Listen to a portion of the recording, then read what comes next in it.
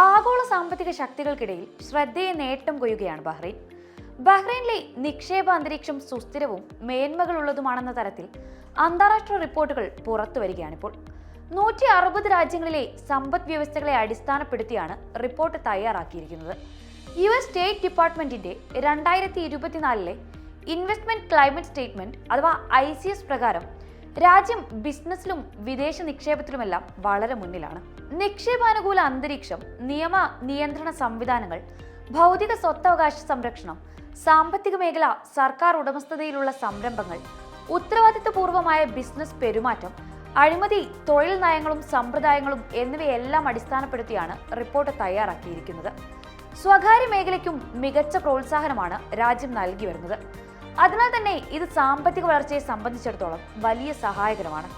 പരമ്പരാഗതമായി എണ്ണ അധിഷ്ഠിതമാണ് ബഹ്റൈനിന്റെ സമ്പദ് വ്യവസ്ഥയെങ്കിലും ഇപ്പോൾ രാജ്യത്തിന്റെ മൊത്ത ആഭ്യന്തര ഉൽപാദനത്തിന്റെ 20% താഴെ മാത്രമാണ് എണ്ണ മേഖലയുള്ളത്. സാങ്കേതികവിദ്യ, റിയൽ എസ്റ്റേറ്റ്, ടൂറിസം, ധനകാര്യ സേവനങ്ങൾ, ഭക്ഷണം, കൃഷി, വ്യാവസായിക ഉൽപാദനം എന്നിവയുൾപ്പെടെ എണ്ണ ഇതര മേഖലകളിൽ വലിയ മുന്നേറ്റമാണിപ്പോൾ രാജ്യം കൈവരിച്ചുകൊണ്ടിരിക്കുന്നത്.